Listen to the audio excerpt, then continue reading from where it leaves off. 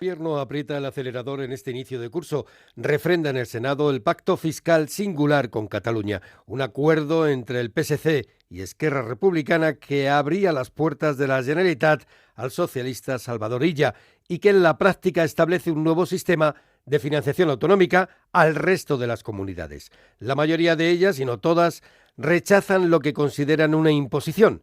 Sánchez, para aplacar la contestación, promete más dinero para todas. Pero como apuntan los expertos, el dinero siempre termina saliendo del mismo sitio, del bolsillo de los contribuyentes.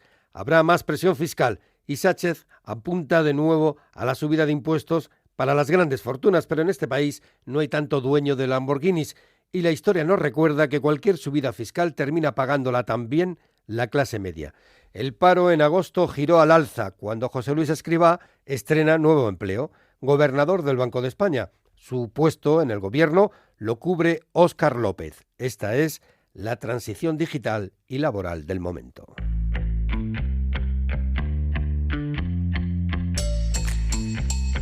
La mirada económica. Con Ignacio Rodríguez Burgos. Una mirada inquisitiva, reflexiva y divulgativa a la realidad económica del momento. El pacto fiscal de Cataluña ya está lanzado, refrendado y apoyado por el Gobierno, aunque todavía no se sepa con claridad qué es lo acordado, en qué consiste, tras las explicaciones de la ministra de Hacienda, María Jesús Montero. Y lo que dice el acuerdo es lo que dice el acuerdo, no lo que cada uno creamos que dice el acuerdo. Usted puede utilizar nominalistamente las expresiones que quiera, pero lo que dice el acuerdo es lo que dice, y lo que no dice el acuerdo no lo dice. Ha quedado claro. Montero solo apuntó lo ya recogido en tinta por el acuerdo, que la Generalitat de Cataluña recaudará el 100% de los impuestos en su territorio, controlará la inspección y después abonará al Estado los servicios que preste en Cataluña más una cuota de solidaridad con condiciones impuestas por la propia Generalitat al resto de comunidades. Desde el PP, Cuca Gamarra considera que es una ruptura del sistema fiscal. Ninguna comunidad autónoma puede abandonar el sistema de financiación común, del mismo modo que la agencia tributaria tiene que ser común. Y vamos a estar absolutamente en contra de una ruptura de la agencia tributaria, de una independencia de una agencia tributaria para Cataluña que al final sea entregar al independentismo aquello que le impidió llegar y conseguir la independencia en el año 2017. Para redondear la cuestión política que subyace en todo esto, los independentistas catalanes de Junts desconfían del pacto fiscal y recuerdan, como hace Eduard Pujol, la cifra clave del juego del poder, sus 7 votos fundamentales para mantener en pie al gobierno de Pedro Sánchez. Recuerde, 7 es un número mágico. Si esto va de calimocho fiscal, ustedes se están cargando directamente, unilateralmente, el acuerdo de Bruselas. Si se cargan Bruselas, game over. Y fins aquí. Y si no, explíquense.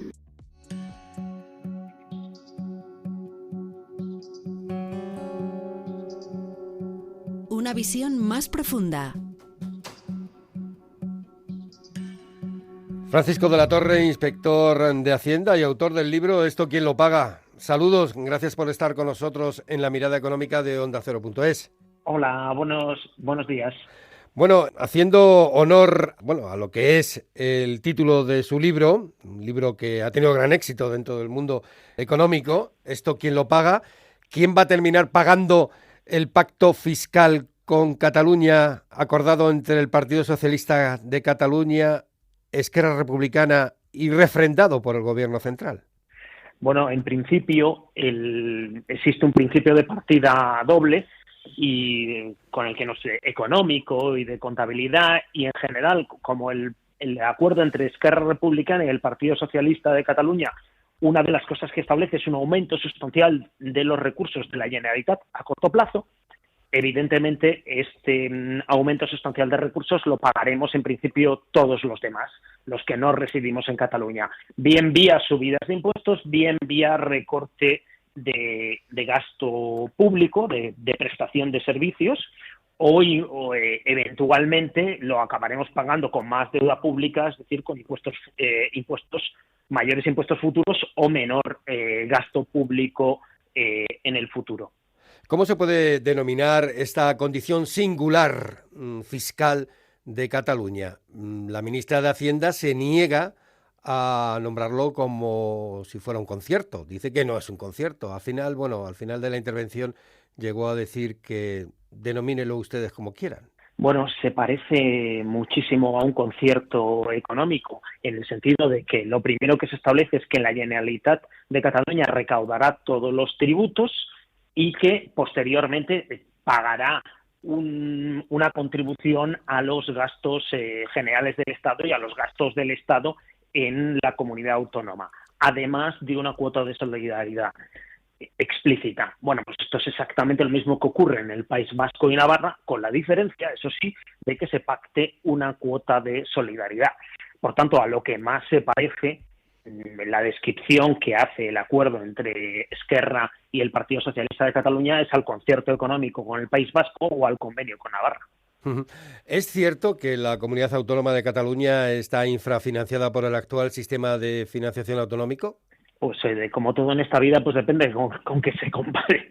Pero en principio está, según los cálculos de los informes del Ministerio de Hacienda, la Hacienda Autonómica en cifras, que puede consultar cualquier ciudadano, o los informes de FEDEA, de la Fundación de Estudios de Economía Aplicada, está aproximadamente en el 100% de la media de las comunidades de régimen común. Por supuesto, está mucho peor financiada que el País Vasco y Navarra, y por tanto es bastante lógico que quiera un sistema en el cual la financiación sea muy superior. El único problema es que, por supuesto, como le explicaba antes, lo pagaríamos todos los demás. Las comunidades que se sientan perjudicadas por el nuevo sistema fiscal, el pacto fiscal singular con Cataluña, ¿podrán reclamar tener un sistema similar al catalán? ¿Será eso posible? Pues esta pregunta se la tendría que hacer al gobierno, pero en principio el problema que tenemos aquí es que a Cataluña, si con un sistema como este le saldrían los números. Y antes de que me lo pregunte, a Madrid también, es decir, la recaudación de la agencia tributaria en Madrid o en Cataluña es muy superior a los gastos que tiene esta comunidad, tiene ambas comunidades autónomas. Pero es que en prácticamente todas las demás, con la excepción de Baleares, la situación es exactamente la contraria. Entonces, se puede reclamar un cupo, pues no sé, yo lo he visto ahora en Andalucía o en Galicia, pero es una cosa absurda, porque el cupo tendría que salir negativo. Entonces, no podrían contribuir en nada. O sea, este sistema es tan absolutamente absurdo como si un contribuyente que gana 16.000 euros y apenas paga el IRPF pidiese un sistema de cupo. No tiene mucho sentido. Sí, porque, claro, tendría que renunciar a precisamente las ayudas públicas, ¿no?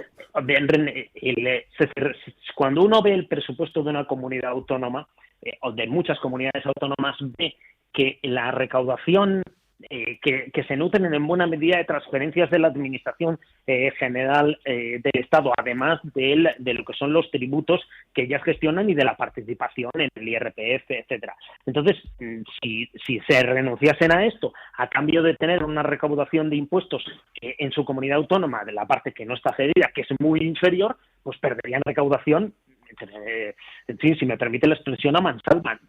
A ver, sentido económico no tiene ninguno. Otra de las cuestiones abiertas es el tema de la inspección fiscal. Toda la inspección fiscal quedaría entonces en manos de la Generalitat, es decir, de la Hacienda catalana, de la Agencia Tributaria Catalana. A ver, fragmentar la agencia tributaria es una pésima idea. Y ahora mismo la Comunidad Autónoma de Cataluña, la Hacienda que tiene, no es capaz de gestionar los grandes impuestos estatales. Entonces, el acuerdo entre Esquerra y el PSC pasa por transferir la delegación especial de la agencia tributaria en Cataluña al completo a la Generalitat de Cataluña, transferir más de 4.000 funcionarios, múltiples oficinas y fragmentar las bases de datos. Y esto es una pésima idea. Va a llevar a un incremento del fraude fiscal, porque la materia prima de la lucha contra el fraude es, por supuesto, la información. Esa información está en bases de datos si esta base de datos no es única, se produce mucha ineficiencia. Hay muchas veces que no te enteras de que un contribuyente ha defraudado, que se ha llevado el dinero, etcétera. En segundo lugar, sí, incrementará los costes de forma sustancial. Es decir, los costes de tener una hacienda dividida son muy superiores a tener una hacienda conjunta. Es decir, el único país avanzado que tiene fragmentada su administración tributaria es Alemania, donde los Länder recaudan.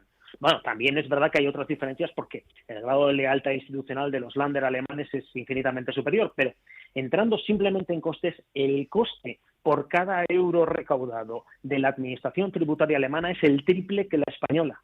Estos son datos de la OCDE. Entonces, si nosotros fragmentamos, y por supuesto, Alemania es un país más avanzado, con empresas más grandes, es decir, su coste debería ser inferior, pero es el triple que el español. Entonces, esto tiene costes muy evidentes. Y luego, por último, los contribuyentes tendrán que presentar múltiples declaraciones a varias administraciones, es decir, se les incrementará el papeleo y recibirán peores servicios, porque con una agencia tributaria fragmentada, cuestiones como hacer el borrador de la declaración de IRPF va a ser mucho más complicada porque va a faltar información. Pues Francisco de la Torre, inspector de Hacienda y autor del libro Esto, ¿quién lo paga? Muchas gracias por estar con nosotros en la mirada económica de Onda Cero.es. Muchas gracias a ustedes. La mirada económica. José Luis Escrivá cambia de empleo. Ya es el nuevo gobernador del Banco de España y estará sentado de pleno derecho en el importante Consejo de Gobierno del Banco Central Europeo, donde se dirime el precio del dinero, los tipos de interés. Pedro Sánchez lo tenía claro. Escrivá era y es su hombre en el Banco de España. Lo decidió ya en noviembre pasado, según publicaba el periodista Francisco Garea. El Ministerio de Transición Digital ha sido la más amplia sala de espera de la historia. El titular de Economía, Carlos Cuerpo, no duda de la competencia de Escrivá. El señor Escrivá cuenta con la cualificación técnica necesaria, reconocida, acreditada, además a través de su amplia experiencia, en las más importantes instituciones financieras y en numerosos organismos públicos y privados. Posee un profundo conocimiento del propio Banco de España. Desde la oposición, el senador Jaime de Olano tampoco duda de las competencias técnicas y profesionales de José Luis Escrivá, pero cree que su paso directo del Consejo de Ministros al Instituto Supervisor pues no garantiza la independencia de esta institución. El ministro Escrivá va a ser colocado en el Banco de España con un solo objetivo: convertirlo en el Banco de Sánchez. En breve hablaremos del Banco de España de Escrivá, como lo hablamos del CIS de Tezanos, y podremos fiarnos exactamente lo mismo de sus previsiones. Los bancos dan en público la bienvenida al nuevo gobernador, mientras en privado muestran preocupación. No dudan de su competencia técnica, pero temen sus vinculaciones políticas directas con la Moncloa. Ahora se abren muchas incógnitas en el Banco de España, como por ejemplo, ¿esta institución seguirá manteniendo su postura contra el impuesto especial a la banca, impuesto creado por el gobierno donde estaba José Luis Escrivá? ¿Mantendrá el Banco de España sus críticas a la reforma de las pensiones, elaborada precisamente por el nuevo gobernador, el señor Escrivá? Pues el tiempo dirá. La metamorfosis económica. Es el momento de acercarnos a las noticias de la tecnología con Patricia Gijón.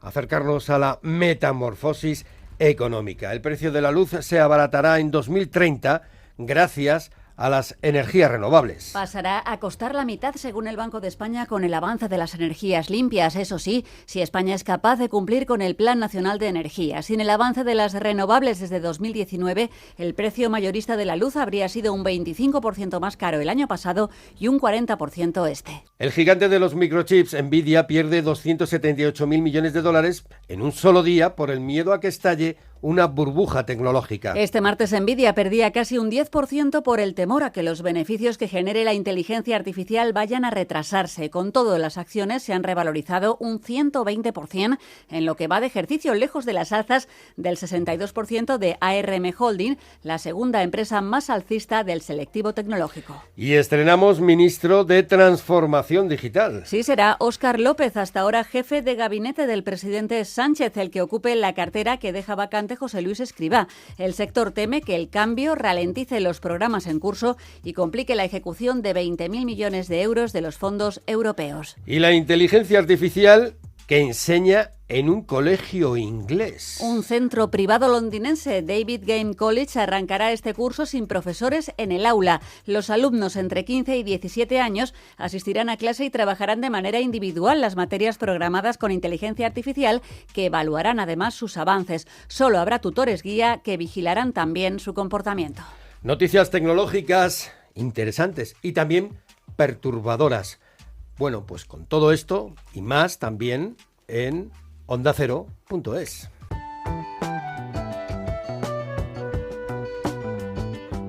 Una visión más lejana. Más allá de nombramientos y de pactos políticos, lo que preocupa en la calle es el nuevo incremento del paro. Casi 22.000 desempleados más en el mes de agosto.